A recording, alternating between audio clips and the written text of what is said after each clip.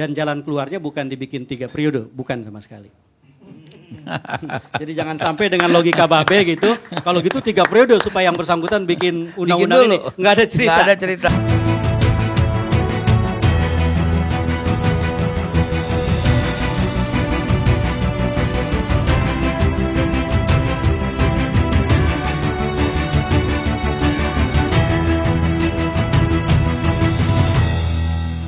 Baik, Assalamualaikum warahmatullahi wabarakatuh. Waalaikumsalam warahmatullahi wabarakatuh. Saya ingin mengomentari 2 hal. Yang pertama soal media, yang kedua soal kegagapan kita untuk berbeda. Itu 2 isu yang menurut saya memang harus kita bicarakan. Yang pertama soal media. Dalam kenyataannya, realitas itu kan memang bisa kita kelompok-kelompokkan. Ada yang disebut realitas politik, ada yang disebut realitas media, ada yang disebut realitas sesungguhnya. Realitas politik misalnya, dulu pada saat terjadi kasus Tanjung Priuk tahun 84, Iya. semua orang mencatat bahwa korban meninggal 9 orang. Ya.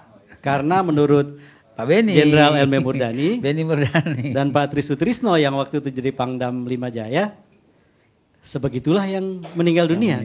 Kekuasaan memutuskan berapa orang meninggal. Saya waktu itu bikin skripsi tentang antara lain Tanjung Priok. Dan ketika melakukan riset, dari satu pelaku dalam peristiwa itu saja misalnya, dia bisa menjejerkan nama-nama lebih dari 30 orang meninggal. Saya di Jadi, sana. realitas politik itu bisa sangat berjarak dengan realitas yang sesungguhnya. Begitu. Nah, kalau kita tanya sekarang, Pak Jokowi itu memberi harapan atau menghilangkan harapan, ya tergantung realitas apa yang mau kita lihat kan. Kalau yang mau kita dengar adalah keterangan dari istana, ya jelas memberi harapan. Memberi harapan.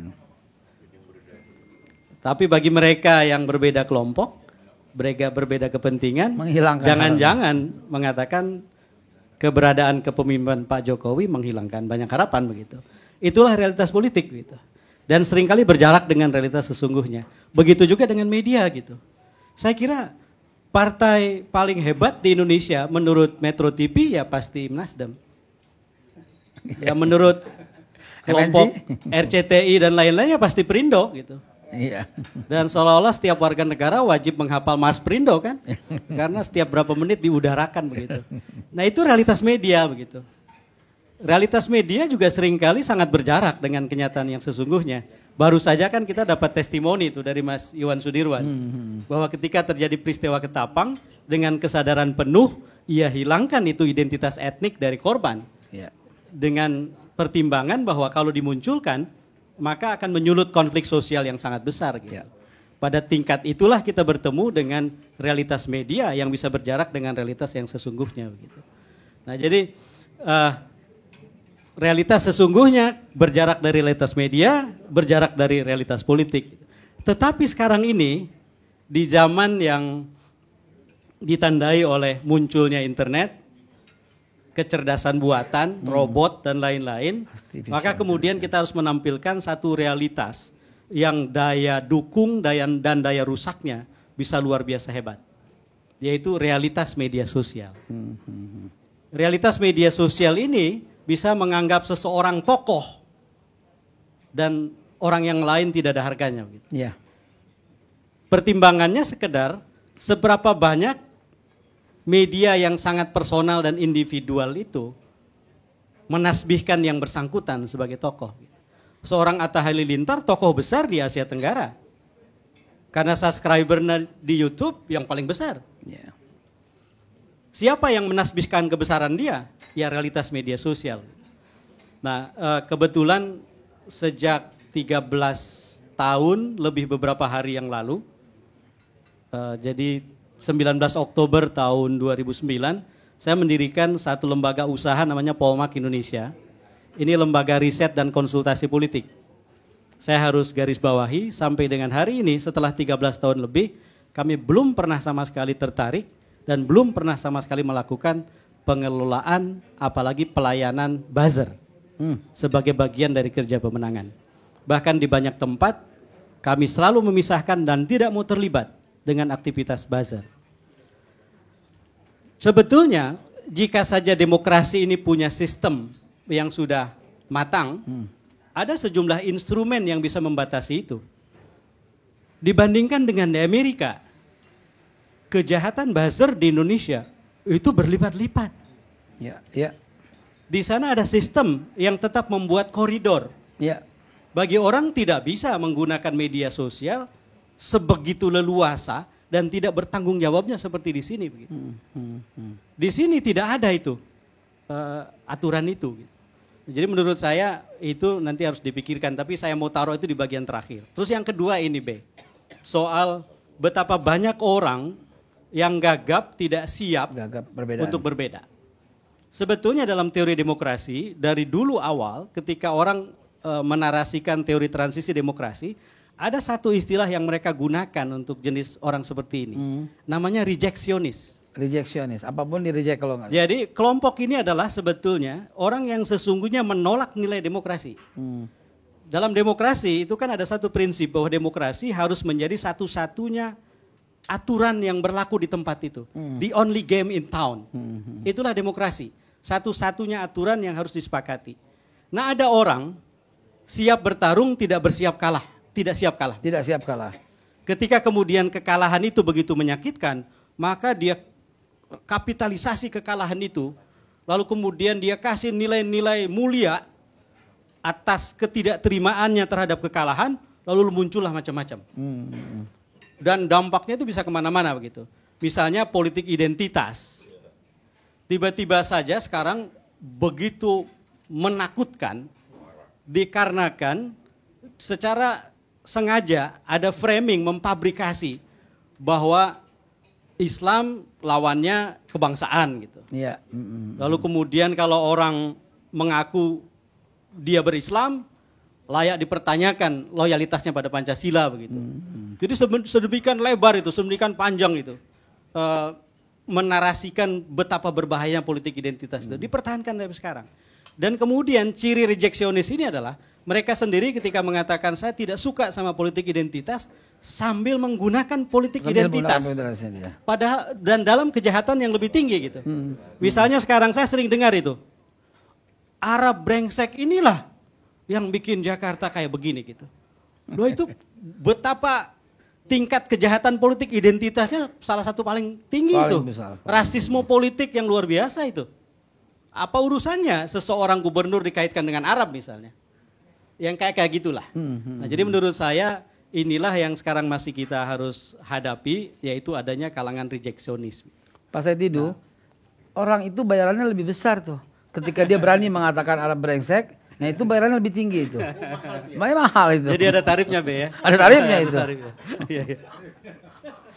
Nah jadi menurut saya memang ini antara lain tantangan demokrasi di Indonesia ketika banyak sekali orang yang mengaku pro demokrasi, tapi sesungguhnya kalau kita lucuti bajunya dia adalah rejeksionis.